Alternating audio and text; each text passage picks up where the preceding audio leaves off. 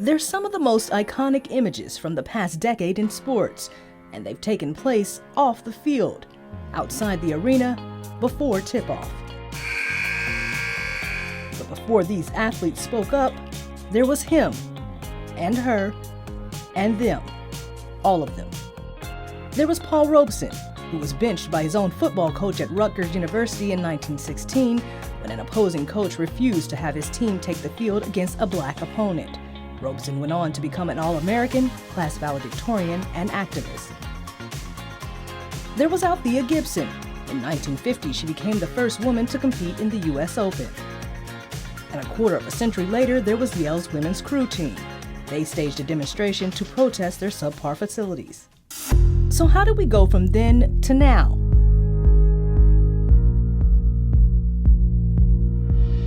We will not be silenced. We assert our right to peacefully protest. I understand where everybody's coming from. Like our community is fed up. You know, they fed up right now, but there's different ways that you can go about it. And I'm here to, kind of lead that, to the right path.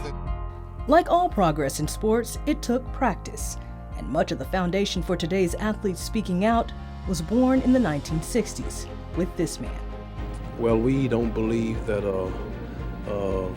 violence with the intent to kill is right. This is why we don't participate in no wars.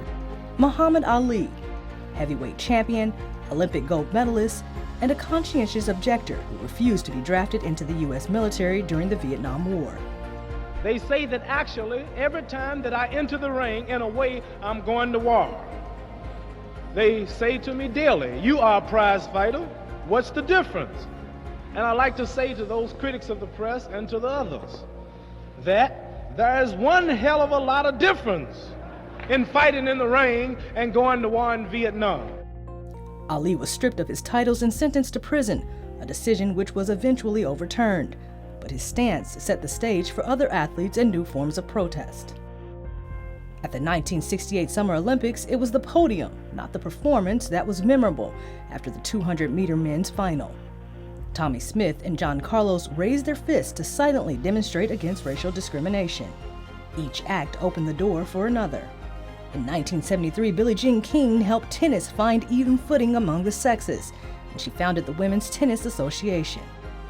Fast forward to today, and athletes continue to speak out about issues impacting them. As athletes, it's on us to challenge each other to do even more than what we already do in our own communities. But athletes from prior generations didn't just set the stage so today's athletes could speak out about some injustices. They did it so athletes could speak out, period. Over the last decade, athletes have spoken out about the right to get paid and unequal pay. Despite all the wins, I'm still paid less than men who do the same job that I do. They've exposed sexual harassment in their sport. My teammates and friends have been through enough, and now it's time for change because the current and future gymnasts do not deserve to live in anxiety, fear, or be unprotected like I was. And torn down the stigma about openly discussing mental health and depression. It's okay sometimes to even sit out the big competitions, to focus on yourself because it shows how strong of a competitor and person that you really are. In some ways, many of today's fights mirror those of prior generations in cause and commitment. I stand on the shoulders of giants. Though I never had the pleasure of meeting Muhammad Ali, he mentored me without ever meeting me. He in many ways laid the foundation of what I saw as the zenith of athlete activism. And today's athletes have those who came before them to thank for taking the first steps.